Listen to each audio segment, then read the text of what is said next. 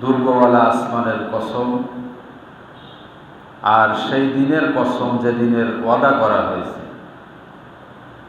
আর যে সেটা প্রত্যক্ষ করে তার কসম, যা প্রত্যক্ষ করে তারও কসম। নিশ্চয়ই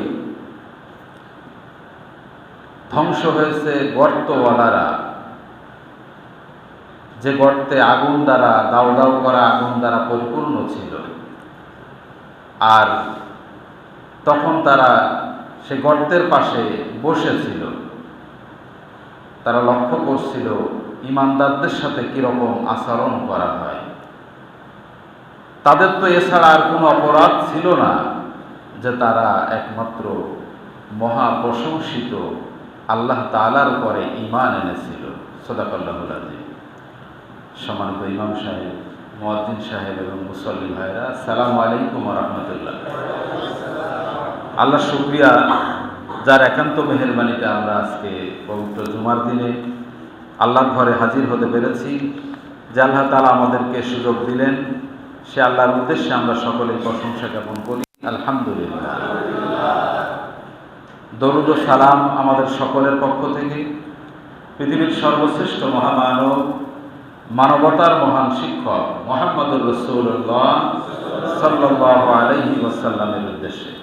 সম্মানিত ভাইরা, আমি তেলাওয়াত করেছি পবিত্র কোরআনের সূরা বুরুজ। এই সূরার প্রথম 8টা আয়াত তেলাওয়াত করেছি এবং তার অর্থও বলেছি। আজকে এই বিষয়ের পরে সংক্ষিপ্ত কিছু কথা বলতে চাই। সম্মানিত ভাইরা, গত 5 তারিখের পর থেকে সারা দেশ তথা গোটা পৃথিবীতেই একটা বিষয় আলোড়ন সৃষ্টি করেছে। পৃথিবীর মানুষ হতবাক হয়েছে যে মানুষ মানুষের পরে এরকম অত্যাচার করতে পারে। এটা মানুষের হয়তো আশ্চর্য হয়েছে মানুষ।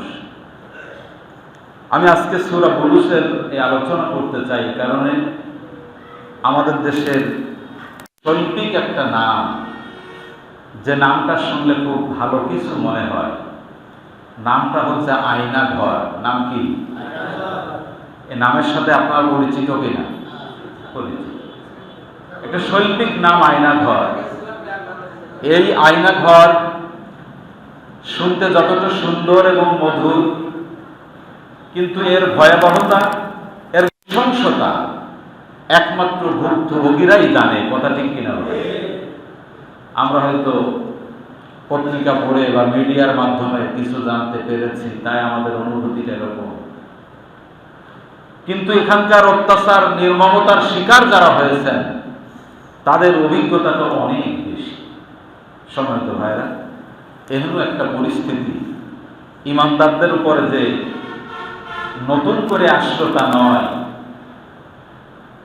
পৃথিবীতে যুগে যুগে জালিমের অবস্থান যখনই ছিল, তাদের জুলুমের শিকার যারা হয়েছে, তারা কিন্তু এরকম পরিস্থিতির সম্মুখীন হয়েছে। সম্মানিত ভাইরা, যে সূরাটা তেলাওয়াত করেছে এটা মাক্কি সূরা। বিশ্বনবীর মাক্কি জিন্দেগিতে এটা নাজিল হয়েছে। আল্লাহ রাসূল সাল্লাল্লাহু আলাইহি ওয়াসাল্লাম যখন তার দাওয়াতের মিশন নিয়ে তিনি যখন দায়িত্ব পালন করছিলেন, মানুষ যখন তার দলে ভিড়তে শুরু করলো, সেই মানুষের মধ্যে বিভিন্ন শ্রেণী পেশার মানুষ ছিল। কেউ ছিল ধনী, কেউ ছিল গরিব, তবে দুর্বল মানুষ বেশি কিন্তু ইসলামের পক্ষে প্রথম এসেছে। সম্মানিত ভাইরা, এই দুর্বল মানুষ, যারা আর্থিকভাবে দুর্বল, শারীরিকভাবে দুর্বল, সামাজিকভাবে দুর্বল, এই দুর্বল মানুষগুলো নিয়ে বিশ্বনবী যখন তার এই মিশনের দায়িত্ব পালন করছিলেন, সবলদের পক্ষ থেকে তাদের উপরে জুলুম নির্যাতন হয়েছে নাকি হয়নি বলেন? জুলুম নির্যাতন। হযরত বেলাল বিশ্বনবীর একজন সাহাবী, যার মর্যাদা অনেক বেশি। ইসলামের প্রথম মুয়াজ্জিনের নাম কি?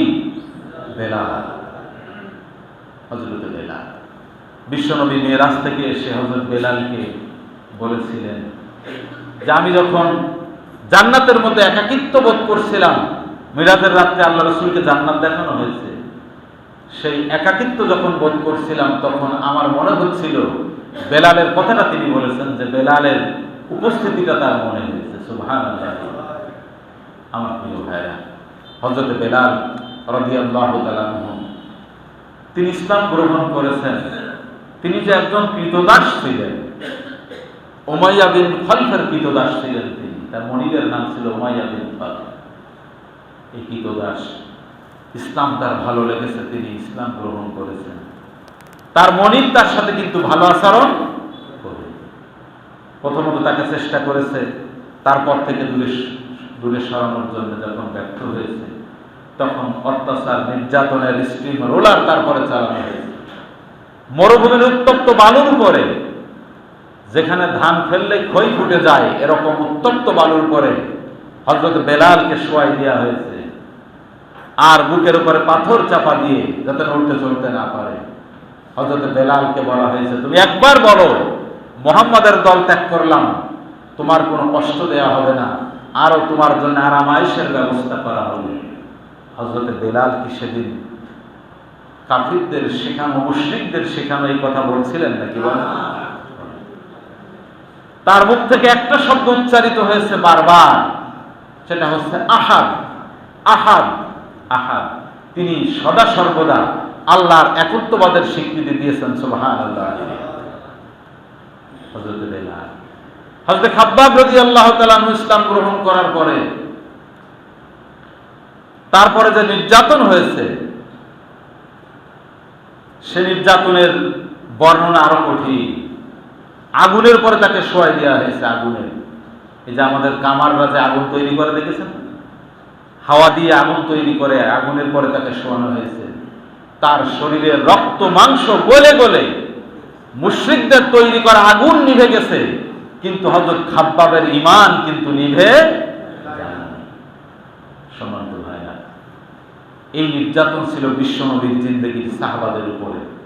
আর আজকে যে সূরাটা আমি আলোচনা করতে চাচ্ছি, যে অংশটা, এটা আরো পূর্বে বিশ্বনবীর সাহাবীরা যখন এত কষ্ট স্বীকার করছিলেন, কোন কোন সাহাবীর মনে প্রশ্ন যাচ্ছিল এরকম, আল্লাহ নবী একদিন কাবার ছায়ায় আরাম করতেছেন, কাবার ছায়ায়। বিশ্বনবী যখন আরাম করছেন, এক সাহাবী গিয়ে বলছেন, ইয়া রাসূলুল্লাহ, আপনি কি আল্লাহর নবী না? কিরকম কথা বলেন? এখন যদি আমাকে কেউ বলে আপনি কি এই মসজিদের খতিব না, তাহলে আমার তো একটু আশ্চর্য লাগবে, যে বেচারা মনে হয় জানে না। কিন্তু আল্লাহ রাসূল তো তার সাহাবাদেরকে চিনতেন। বিশ্বনবী উঠে বসলেন, জিজ্ঞাসা করলেন, আল্লাহর নবীর চেহারাটা লাল বর্ণ হয়ে গেল। তিনি বললেন, হে আমার সাহাবীরা, শুনে রাখো, তোমাদের পূর্বে এমন জাতিগোষ্ঠী গিয়েছে যাদের উপরে অত্যাচারের মাত্রা এর চেয়ে অনেক বেশি ছিল, অনেক বেশি। সম্মানিত ভাইরা, সেই অত্যাচারের মাত্রার কথা আজকের সূরার অংশে আলোচনা হয়েছে। আমি বলেছি আয়না ঘরের কথা। আয়না ঘরের সাথে একটু মিল রেখেই আমরা আলোচনাটা করতে চাই এবং শুনতে চাই। আল্লাহ তাআলা বলছেন, ওয়াস-সামাই যাতিল বুরুজ। আল্লাহ নিজেই কসম করে বলছেন, আসমানের কসম। সেটা হচ্ছে দুর্গওয়াল আসমান, গ্রহ নক্ষত্র নিয়ে যে আসমান আমাদের মাথার উপরে আছে, সেই আসমান, সেই আকাশের কসম করে আল্লাহ বলছেন, ওয়াল ইয়াউমিল মাউউদ। আর সেদিনের কসম, যেদিনের ওয়াদা করা হয়েছে। সেদিনটা কোন দিন বলেন? কোন দিন? কিয়ামতের দিন, আখিরাত। আমাদের দুনিয়ার জীবনটা সাঙ্গ হয়ে যাবে। এ রঙিন স্বপ্ন আমরা দেখে যাচ্ছি, এ রঙিন স্বপ্ন আমাদের কিছুই কাজে আসবে না যদি না আপনার আমার আমলিয়াত জিন্দেগি সুন্দর না হয়। কথা ঠিক কিনা? তাহলে যেদিনের ওয়াদা আল্লাহ করেছেন, আখিরাতের দিন, যে আখিরাতে আল্লাহ হবেন বিচারক। আল্লাহ কি হবেন? আর আমরা হব কি? বিচার প্রার্থী। আমরা আসামি, বিচার প্রার্থী। আর বিচারক হবেন আল্লাহ। আর মাঝখানে অ্যাটর্নি জেনারেলের দায়িত্ব পালন করবেন কে? মুহাম্মদুর রাসূলুল্লাহ। আমার প্রিয় ভাইরা, বিশ্বনবী যেদিন আইনজীবী হিসাবে, আমাদের সাহায্যকারী হিসাবে যেদিন দাঁড়াবেন আল্লাহর সামনে, সেদিন অ্যাটর্নি জেনারেল যে মতের মানুষ, যে পথের মানুষ, যে মনের মানুষ, আমরা যদি সে পথ, সে মত, সে পথের না হই, তাহলে উনি কি আমাদের পক্ষে আল্লাহর কাছে আপিল করবেন নাকি? আল্লাহর কাছে অনুরোধ করবেন? সুতরাং সেই ভয়াবহ দিনের কথা আল্লাহ তাআলা এখানে বললেন, যে দিনের ওয়াদা করা হয়েছে আখিরাতের দিন, সে দিনের কসম করলেন আল্লাহ। এরপর আল্লাহ বলছেন ওয়াশাহিদিন ওয়া মাশহুদ, সাক্ষীর কসম এবং সে যা দেখে সেটার কসম। এরপর আল্লাহ বলছেন ইযহুম আলাইহা কুউদ, যখন তারা কুতিলা আসহাবুল উখদুদ, আল্লাহ বলছেন ধ্বংস হয়েছে গর্তওয়ালারা। কারা ধ্বংস হয়েছে? একটু জবাব দেন, কারা? গর্তওয়ালারা। এখন এর পিছনের ঘটনাটা না বললে তো বোঝা যাবে না। কোন এক জালিম সরকার, জালিম বাদশাহ, তার দরবারে, রাজ দরবারে ছিল একজন জ্যোতিষী গণক। জ্যোতিষী বুড়া হয়ে গেছে। এখন বাদশার কাছে সে বলল যে আমি তো বুড়া মানুষ, কয়দিনই বার বাঁচবো, আমার এই জ্যোতির্বিদ্যা কাউকে তো শেখায় যেতে হবে, না হলে আপনার খেদমত কে করবে? তা আমাকে একজন লোক দেন, তাকে আমি শেখাই দিই। বাদশা বাছাই করে একজন যুবককে ওই জ্যোতির্বিদের কাছে, জ্যোতিষীর কাছে দিল যে একে তুমি শেখাই দাও। জ্যোতিষী তাকে শেখাতো। প্রতিদিন বালক তার বাড়ির থেকে এসে জ্যোতিষীর কাছ থেকে ওই জ্যোতির্বিদ্যা শিখে যেত। এই আসা যাওয়ার পথে একদিন তার সাথে তৎকালীন সত্য ধর্মের অনুসারী একজন পাদ্রী, ধর্মগুরু, তার সাথে সাক্ষাৎ হলো। সে তাকে ডেকে বলল যে তুমি আমার কাছে আসো, আমি তোমাকে আরো কিছু শেখাই দিই। তো তার কাছে গিয়ে সে কিছু শিখলো। এমনকি তাকে এমন কিছু ক্ষমতা আল্লাহর পক্ষ থেকে দেওয়া হলো যে সে অন্ধকে চোখে হাত বোলাই দিলে সে দৃষ্টিশক্তি ফিরে পায়, কুষ্ঠ রোগের গায়ে হাত বোলাই দিলে তার রোগ ভালো হয়ে যায়। এই যুবক যখন তার এই কথা সমাজে ছড়াই পড়ল, সমাজের মানুষ তার প্রতি আকৃষ্ট হলো। এখন যেমন আমরা বক্তাদের বক্তৃতা শুনে আকৃষ্ট হই, সে বক্তাকে বাংলাদেশে থাকতে দেয়া হোক আর না হোক, ওই আকর্ষণ কি কমেছে নাকি বলেন? মিজানুর রহমান আজহারের আকর্ষণ, লক্ষ লক্ষ মানুষ তার মাজলিসে উপস্থিত হতো। এদেশের যুব সমাজের আইডলে পরিণত হয়েছিল মিজানুর রহমান আজহারি, কথা ঠিক কিনা? তাকে তো দেশ থেকে বিতাড়িত করা হলো, কিন্তু তার জনপ্রিয়তা, তার এই যে অবস্থান, তার থেকে সামান্যতম কম হয়েছে নাকি? তো এই ছেলের জনপ্রিয়তা বেড়ে গেল। যখন বাদশার কাছে উপস্থাপন করা হলো, তখন প্রথমত সে পাদ্রীর খোঁজ নিয়ে পাদ্রীকে হত্যা করল। ধর্মগুরুকে কি করলো? হত্যা করলো। এরপরে ওই ছেলেকে হত্যা করার জন্য বিভিন্ন পলিসি অ্যাপ্লাই করলো, কিন্তু কোনো ক্রমেই তাকে হত্যা করা যাচ্ছে না। শেষ পর্যন্ত সে নিজেই বলে দিল যে আমাকে যদি হত্যা করতেই হয়, তাহলে এই শব্দটা উচ্চারণ করতে হবে, বিসমি রব্বিল গোলাম। এই যে বালক, এই বালকের রবের নামে এই কথা বলে আমাকে আঘাত করলে আমার হাজার হাজার মানুষের সামনে যখন বালকের শেখানো এই বাক্য ব্যবহার করে বালককে যখন আঘাত করা হলো, বালক তখন নিহত হল, মারা গেল। উপস্থিত হাজার হাজার মানুষ এবং যাদের কানে ঘটনাটা পৌঁছালো, সবাই মিলে বালকের প্রতি ভালোবাসা বাড়লো না কমলো বলেন? এখন বাদশার গোয়েন্দা সংস্থা জানালো যে মহারাজ, খবর তো খারাপ। আগে তো 2-5 লোক ছিল তার, কি 200-1000 লোক, এখন তো গোটা দেশের মানুষ তার পক্ষে চলে যাচ্ছে। এই বালকের মধ্যে কি অদৃশ্য শক্তি ছিল যে রবের নামে তাকে হত্যা করা হলো। সে রবকে চেনার জন্য তখন লক্ষ লক্ষ মানুষ পাগল পারা হয়ে গেল। গোয়েন্দা সংস্থার রিপোর্ট পেয়ে বাদশা তো অবস্থা খারাপ, কি করবে তখন? বাদশা তখন বলল, যদি বোঝানো নাই যায়, লাশ যত পরে পড়ুক, মানুষ যত মারা যায় যাক, আমার ক্ষমতায় আমাকে থাকতে হবে। কে চরিত্রের লোক এখন দুনিয়ায় আছে না নাই? আমার প্রিয় ভাইরা, এরা হচ্ছে জালিম। এরা কি জালিম? জালিমের চোখ অন্ধ হয়ে যায়। জালিম তার চোখে কিছু দেখতে পায় না। জালিমের অন্তরটাকে আল্লাহ তালাবদ্ধ করে দেন, উপলব্ধির শক্তি বলে কিছুই থাকে না তার। বর্তমান পৃথিবীর জালিম যারা ছিল, আছে এবং থাকবে, সকল জালিমের চরিত্র কিন্তু এরকমই হয়। ওই জালিম বাদশা তখন আসহাবুল উখদুদ, যেটা এখানে বলা হয়েছে, আগুনের গর্ত, অর্থাৎ বড় বড় গর্ত তৈরি করে, আগুনে ভরপুর গর্ত দাউ দাউ করে জ্বলতেছে। আর এই বালকের রবের পরে যারা ঈমান এনেছিল, তারা কার পরে ঈমান এনেছিল? আল্লাহ সুবহানাহু ওয়া তাআলার পরে।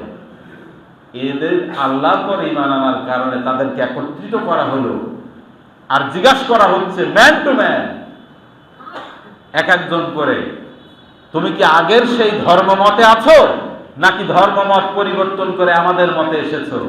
যদি বলে যে না, আমি আগের ধর্মমত, ওই বালকের রবের ধর্মে আমি আছি, রবের যে পরে ঈমান এনেছি সেই ঈমানের পরে আমি আছি, এই স্বীকৃতি দিলেই আগুনের মধ্যে তাকে ফেলে দেওয়া হচ্ছে।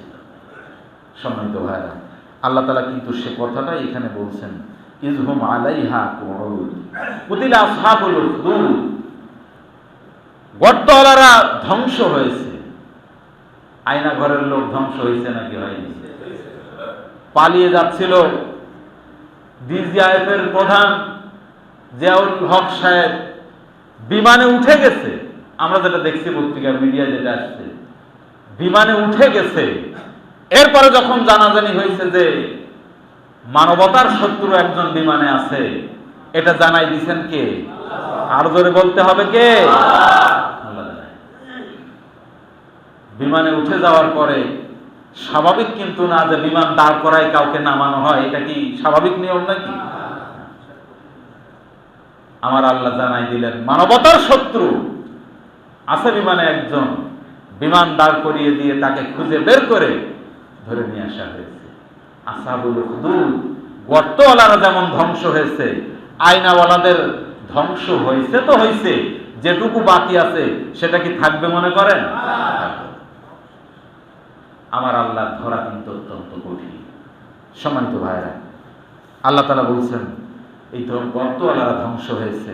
আন-নারি যাতিল ওয়াকুদ, আর সেই গর্তগুলো ছিল দাউ দাউ করা আগুনে ভর্তি। ইযহুম আলাইহা কুউদ, যখন তারা তার নিকট বসেছিল, এই গর্তওয়ালারা গর্তের পাশে বসেছিল, বাদশা এবং তার দলের লোকেরা গর্তের পাশে বসে তারা কি করছিল? অহুম আলা মা ইয়াফআলুনা বিল মুমিনিনা শুহুদ। অহুম আলা মা ইয়াফআলুন বিল মুমিনিনা শুহুদ, ঈমানদারদের সাথে কি আচরণ করা হচ্ছে এটা তারা তখন প্রত্যক্ষ করছিল, দেখছিল বসে। আমার প্রিয় ভাইরা, এখন একটু পিছনের দিকে যান। 2009 সাল থেকে এই 15 বছর, যেটা 2022 সালে মনে হয়, সুইডেনের একটা মিডিয়া নেত্র নিউজ বাংলাদেশের আয়না ঘরের আবিষ্কার করে। মনে আছে আপনাদের? 2022 সালে নেত্র নিউজ, সুইডেনের একটা নেত্র নিউজ, সুইডেনের একটা মিডিয়া, তারা এটা আবিষ্কার করলো 2022 সালে। তাদের বর্ণনা মতে শুধু ঢাকা শহরেই আয়না ঘর ছিল নাকি 23টা। আমরা তো DGIF এর হেড অফিসের পিছনে একটা খুঁজতেছি, কচু ক্ষেতেরটা আমরা বলতেছি, শুনতেছি, কিন্তু ওই নেত্র নিউজের বর্ণনা ছিল ঢাকা শহরেই নাকি 23টা, 22-23টার মতো আছে। র্যাবের সদর দপ্তর, এরপর বিভিন্ন জায়গার কথা। এবং এখন যেটা জানা যাচ্ছে যে এই আয়না ঘর শুধুমাত্র ঢাকাতেই সীমাবদ্ধ না, দেশের বিভিন্ন জেলা শহরেও নাকি আয়না ঘর ছিল। কি ভয়াবহ অবস্থা সেখানে। এই আয়না ঘরে এই 15 বছরে 614 জনকে গুম করা হয়েছে। 614 জনের একটা রিপোর্ট মিডিয়া এসেছে, যাদেরকে ধরে নিয়ে এসে গুম করা হয়েছে। এদের হাত থেকে সেনাবাহিনীর ব্রিগেডিয়ার জেনারেল পর্যন্ত রক্ষা। আপনি আমি তো সৈন্য মতো, আমাদের আর কি আছে? একজন ব্রিগেডিয়ার জেনারেল, যিনি বাংলাদেশের সেনাবাহিনীর প্রধান হওয়ার মতো যোগ্যতা রাখেন, 2016 সালে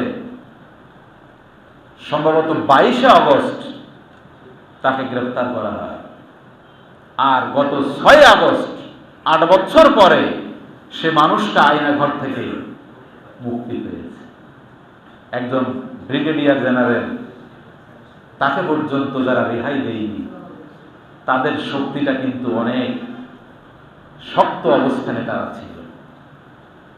আর একজন মেজরের কথা দেখলাম, হাসানুর রহমান, তাকে মনে হয় 16 মাস মতো রাখছিল, 16 মাস মতো, সেনাবাহিনীর একজন মেজর। এছাড়া আমরা আরো মিডিয়ায় যেগুলো এসেছে, 14-15 বছরের কিশোর পর্যন্ত তাদের হাত থেকে রক্ষা পায়নি। 3.5 বছর একজন কিশোর, তাকে এই অমানবিক নির্যাতন করার পরে 3.5 বছরে তার নামে যখন কোনো অভিযোগ প্রমাণ করতে পারেনি, তখন তাকে ছেড়ে দিয়েছে। তার চাচার বরাত দিয়ে মিডিয়ায় এসেছে, তার চাচা বলছেন যে আমার ওই ভাইকে বেরিয়ে আসার পরে এই দীর্ঘদিনে এখনো পর্যন্ত স্বাভাবিক জীবনযাপনে ফিরে যেতে পারে, তার ব্রেনটা এখনো নাকি সুন্দর সচলভাবে কার্যকর হয়নি। কি নির্মম নির্যাতন সেখানে! আলো বাতাস তারা বেরিয়ে এসেছে, বলছে যে দীর্ঘদিনে সূর্যের আলো কি জিনিস তারা চোখে দেখে। এই ব্রিগেডিয়ার জেনারেল বলছে যে আজানের ধ্বনি পর্যন্ত আমার কানে যায়নি, আমি শুনতে পাইনি আজানের ধ্বনি। এই দীর্ঘদিন তাদেরকে সেখানে আটকে রাখা হয়েছে। কি খেতে দেওয়া হয়েছে যেটাকে খাদ্য বলে মানুষ মনে করে না, এমন কিছু তাদেরকে খেতে দেওয়া হয়েছে। একজন ব্যারিস্টার, যিনি এই 8 বছর সেখানে ছিলেন, তার বক্তব্য অনুযায়ী তিনি বলছেন যে খেতে দেয় না, যা দেয় তা খাওয়ার উপযুক্ত না এবং পরিমাণে অনেক কম। আমি অধিকাংশ সময় রোজা রাখার চেষ্টা করতাম। প্রথম দিকে আমার রোজা রাখতে দিলেও পরবর্তীতে আমাকে বিভিন্ন অকথ্য ভাষায় গালিগালাজ করে ভৎসনা করা হতো। আমি কেন রোজা রাখছি? আমার প্রিয় ভাইরা, তাহলে এই যে আয়না ঘরের চিত্র, এই বিভৎসতা, এটা কিন্তু বাংলাদেশেই হয়েছে নাকি অন্য কোনো জায়গায় হয়েছে? আমরা দেখেছি এটা আমেরিকার যে কারাগার, গুয়ান্তানামো কারাগার, নাম শুনেছেন আমরা, সেটাকেও হার মানিয়েছে। জার্মানির নাৎসি বাহিনীর অত্যাচারকে হার মানিয়েছে। কারণ কি? কারণ হচ্ছে গুয়ান্তানামো কারাগারে কারা ছিল, কেন ছিল, এটা কিন্তু দুনিয়ার মানুষ জানত। আমার আপনজন গ্রেফতার হয়েছে, কোথায় আছে আমি জানি, সে কারাগারে আছে, গুয়ান্তানামো কারাগারে আছে আমি জানি। কিন্তু বাংলাদেশের আয়নাঘর নামক এই কারাগারে কারা ছিল, পৃথিবীর কোন মানুষ, ওরাই নির্দিষ্ট কয়েকজন ছাড়া আর কেউ জানতো নাকি বলেন? কেউ জানত। সুতরাং গুয়ান্তানামো কারাগারকে হার মানিয়ে দিয়ে বাংলাদেশে কিন্তু নতুন একটা অধ্যায় রচনা করেছে যারা, তাদের কথাই আমার আল্লাহ বলছেন এখানে, কুতিলা আসহাবুল উখদুদ। তাদেরকে সাবধান করার জন্য যে গর্তওয়ালাদের কথা, তারা যেমন ধ্বংস হয়েছে, আজকের নতুন গর্তওয়ালা যারা আয়না ঘর নামক এই কারাগার স্থাপন করে মানুষের জীবন, সেখানে কত মানুষ যে ওখানে ঢুকে ঢুকে মরেছে তার কোনো ঠিক নেই। কত মানুষ! আমার প্রিয় ভাইরা, এই পরিস্থিতিতে আমার আল্লাহর মেসেজ হচ্ছে, এদেরকে একমাত্র শায়েস্তা করতে পারেন কে? দেখছেন না, দীর্ঘদিনের আইনমন্ত্রী, হ্যাঁ, যেখানে কত বড় পাওয়ার, আইনমন্ত্রী, তাও এক টার্মের না, যে আইনমন্ত্রীর এত বড় পাওয়ার, দেশ থেকে পালিয়ে যাচ্ছেন তিনি, তা আবার লুঙ্গি গেঞ্জি পরে, দেখছেন আপনারা? হাজারো কোটি লক্ষ কোটি টাকার মালিক, বাংলাদেশের একজন খুব নামকরা ব্যক্তি। কিছুদিন আগে দেখছিলাম পৃথিবীর ধনী ব্যক্তিদের তালিকা, সেখানে 47তম বাংলাদেশ থেকে ছিল, 47তম তার নাম। গোটা পৃথিবীর ধনীদের তালিকায় 47তম তার নাম। সেই মানুষটা কত বড় দরবেশ, তার দাড়ি দেখছেন না আপনারা?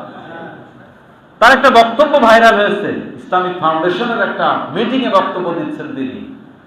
কোরআনের সমস্যা আছে, কিন্তু সেটা মুখ্য না, হাদিস নিয়ে বেশি সমস্যা। দেখছেন আপনারা এটা? কত বড় গাদ্দার যে কোরআনের ব্যাপারে, এই কোরআনের মালিক কে বলেন তো? আমার আল্লাহ চ্যালেঞ্জ করে বলেছেন লা রাইবা ফি, এতে কোনো সন্দেহ। এই রাইবুল শব্দটা কিন্তু দুনিয়ার অন্য কোনো কাজে ব্যবহার করা যায় না, স্পেশাল আল্লাহর কোরআন। আপনি বলবেন সন্দেহ নেই, আপনি বলবেন লা শাক্কা ফি, এতে কোনো সন্দেহ নেই, শাক্কুন মানে সন্দেহ। কিন্তু আল্লাহ যে শব্দটা ব্যবহার করেছেন শুধুমাত্র কোরআনের জন্য খাস, লা রাইবা ফিহি, এটার মধ্যে কোনো সন্দেহ নেই। সেই কোরআনের ব্যাপারে বলছে যে কোরআনে একটু সমস্যা আছে। আল্লাহ দেখাই দিয়েছেন কি অবস্থায় তাদের, যেটা সারা জীবন ভালোবেসেছে সেই জিনিসেই চড়েই তো যাচ্ছিল নাকি বলেন, কিন্তু কি রক্ষা করতে পেরেছে? সে জিনিস তাদেরকে রক্ষা করতে পারে। আমার প্রিয় ভাইরা, এই কঠিন পরিণতি জালিমদের হয়, কাদের হয়? জালিমদের। সুতরাং তাদের অবস্থা দেখে আমাদের আনন্দ পাওয়ার কিছু নেই, আমাদের শিক্ষা নেয়ার আছে। জালিম শুধু কিন্তু জাতীয় পর্যায়ে না, আমি পরিবারের কর্তা, আমি জালিম হতে পারি। আমি একটা মসজিদের খতিব, আমি জালিম হতে পারি। আমি যদি হক কথা না শোনাই, আমার বক্তব্যে হক কথা না থাকে, তাহলে আমি কি? আমি জানি। সুতরাং এই দুনিয়াতে আল্লাহ তাআলা আমাদেরকে যার যে অবস্থানে রেখেছেন, যে যে অবস্থানে আছি, আমার অবস্থানে যেন আমি জালিমের ভূমিকা অবতীর্ণ না হই। যদি তা হই, তাহলে কিন্তু আমার পরিণতি এর চেয়ে ভালো কিছু আশা করা যায়। সম্মানিত ভাইরা, আল্লাহ তাআলা এই জালিমের পরিণতি থেকে আমাদের সকলকে হেফাজত করুন, সকলে বলেন আমিন। আল্লাহ তাআলা বলছেন ওমা নাকামু মিনহুম ইল্লা আইয়ুমিনু বিল্লাহিল আজিজিল হামিদ। এই যে গর্তের ভিতরে যাদেরকে ফেলা হয়েছিল, তাদের অপরাধ কয়টা ছিল? সে অপরাধের কথা এখানে বলে দিয়েছেন কে? আল্লাহ সুবহানাহু ওয়া তাআলা বলছেন আমি মহাপ্রশংসিত আল্লাহ, আমাকে বিশ্বাস করা ছাড়া অন্য কোনো অপরাধ তাদের ছিল না। আজকে যারা আয়না ঘর থেকে নির্যাতিত, কেউ বা জীবন দিয়েছে সেখানে, তাদের অপরাধ কিন্তু এই একই রকম অপরাধ। অধিকাংশ মানুষ তাদের অপরাধ হচ্ছে সরকারের যে জুলুমের কার্যক্রম ছিল তার বিরোধিতা করা, কথা ঠিক কিনা? জালিমের বিরোধিতা না করলে ঈমান থাকে? বেঈমান হয়ে যায়।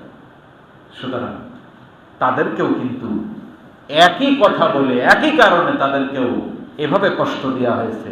আমার আল্লাহ কিন্তু এখানে সে কথাটাই বলল। গোটা পৃথিবীতে একজন মানুষ দায়ী হিসাবে পরিচিত, গোটা পৃথিবীর মানুষ যাকে দায়ী ইলাল্লাহ হিসাবে চেনেন, সে মানুষটার বিরুদ্ধে এরা অপবাদ দিল জিনা, ব্যভিচার, চুরি, ডাকাতি, এর কোনো কার্যক্রম নেই, তার বিরুদ্ধে অভিযোগ করা হয়নি, কথা ঠিক কিনা?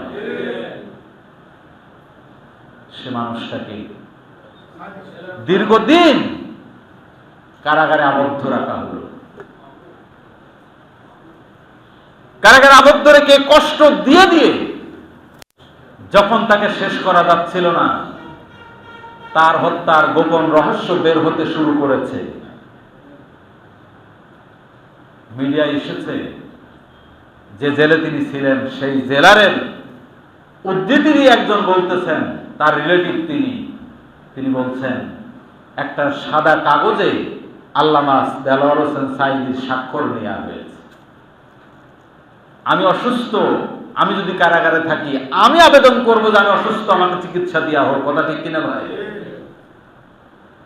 কিন্তু আমাদের এই রাহাবার তিনি কিন্তু কোনো আবেদন করেননি। এবং আমরা যখন তাকে দেখেছি মিডিয়ায়, তার শরীরে কোনো অসুস্থতার ছাপ ছিল নাকি বলেন?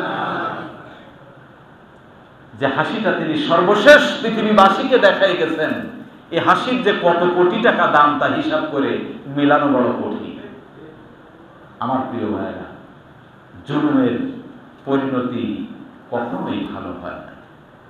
আজকে একজন রাহাবারকে তারা হত্যা করলো, কিন্তু তার অনুসারী এই পৃথিবীতে তার কথাগুলো মানুষের কাছে পৌঁছানো, তার যে বক্তব্য ছিল সেই বক্তব্য পৌঁছানোর লোক কি এখন কম না বেশি বলে? কেমনে ঠেকানো যাবে? ষড়যন্ত্র করে আল্লাহর দ্বীনকে কখনো নির্বাপিত করা। সম্মানিত ভাইরা, এজন্যে আজকে বেশি বেশি মনে পড়ছে যে অল্প দিনের মধ্যেই আমাদের মনে হচ্ছে সেদিনকের কথা, কিন্তু একটা বছর পার হয়ে গেছে, তিনি আমাদের মাঝে নাই, কিন্তু তার রেখে যাওয়া কাজ আমাদের মাঝে আছে না নাই বলেন?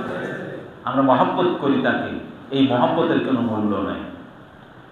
তিনি যে দাওয়াত দিয়ে গেছেন সেই দাওয়াতটা যদি আমরা কবুল করতে পারি, সে অনুযায়ী আমাদের জীবনটা আমরা আল্লাহর রঙে রঙিন করতে পারি, তাহলেই কিন্তু আমাদের জীবন সার্থক এবং সফল হবে। কথা ঠিক কিনা ভাই? সম্মানিত ভাইরা, এজন্যে আজকে আল্লামা দেলোয়ার হোসেন সাঈদী সাহেবের জন্য যেমন আমরা দোয়া করতে চাই, পাশাপাশি দীর্ঘ 15 বছরের জুলুমের অবসান হয়েছে যেসব মানুষের জীবনের বিনিময়ে, তাদের এই হত্যাকাণ্ড থেকে মাসুম বাচ্চারা পর্যন্ত নিষ্কৃতি পায়নি। কথা ঠিক কিনা বলে? মাসুম বাচ্চারা পর্যন্ত জীবন দিয়েছে।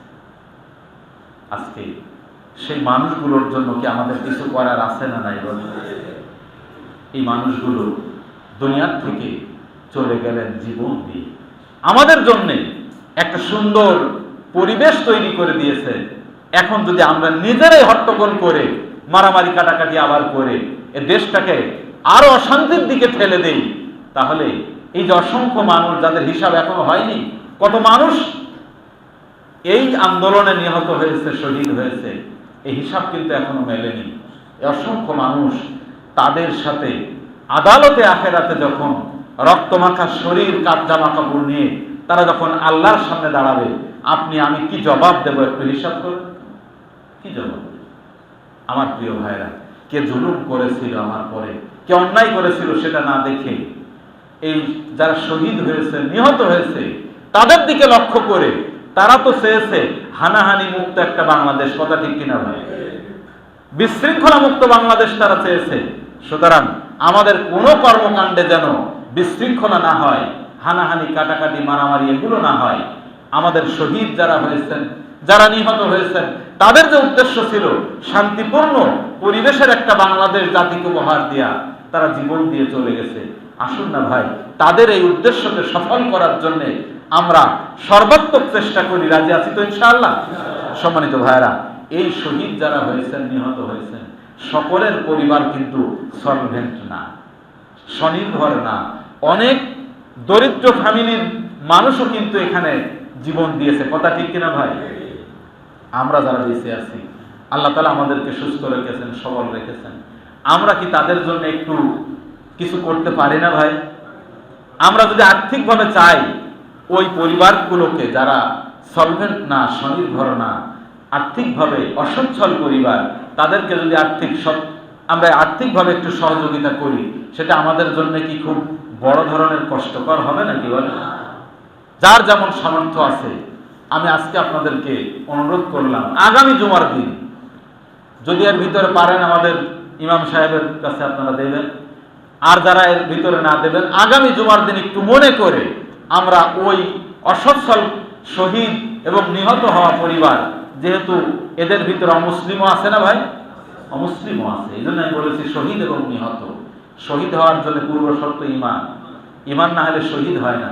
সুতরাং শহীদ যারা হয়েছেন তারা যেমন আমাদের পক্ষ থেকে এটার প্রাপ্য, আবার অমুসলিম যারা নিহত হয়েছে তারাও কি এর ঊর্ধ্বে নাকি বলেন? তারাও তো পাবে, তারাও তো জীবন দিয়েছে একটা সুন্দর বাংলাদেশ গড়ার জন্য। আসুন না ভাই, আমরা একটু নিয়াত করে ফেলি, আগামী জুমায় ইনশাআল্লাহ আমরা সকলে চেষ্টা করব আমাদের এই অসচ্ছল শহীদ এবং নিহত পরিবারের জন্য আমরা কিছু দান করার জন্য। কি পারবো তো ভাই? ইনশাআল্লাহ, ইনশাআল্লাহ আমরা চেষ্টা করব। আল্লাহ তাআলার কাছে দোয়া করি, আল্লাহ তাআলা আমাদের এই যুদ্ধে, এই যে আন্দোলন হলো, এই আন্দোলনে যারা জীবন দিয়েছেন আল্লাহর প্রিয় বান্দা বান্দি, তাদের সকলকে আল্লাহ শহীদ হিসাবে কবুল করুন, এবং বিগত 15 বছরে জুলুমের শিকার হয়ে আল্লাহর যত প্রিয় বান্দাবান্দি জীবন দিয়েছেন, বিশেষ করে বাংলাদেশের গর্ব আল্লামা দেলোয়ার হোসেন সাঈদী, আল্লাহ তাআলা তাকে যেন শহীদ হিসাবে কবুল করেন, শাহাদাতের সর্বোচ্চ মর্যাদা তাকে দান করেন। আমরা সকলে মিলে আজকে এদের সকলের জন্য দোয়া করি। আল্লাহ আমাদের সকলকে আল্লাহ দ্বীনের পথে থাকার তৌফিক দান করুন। আমিন। আসসালামু আলাইকুম ওয়া রাহমাতুল্লাহ।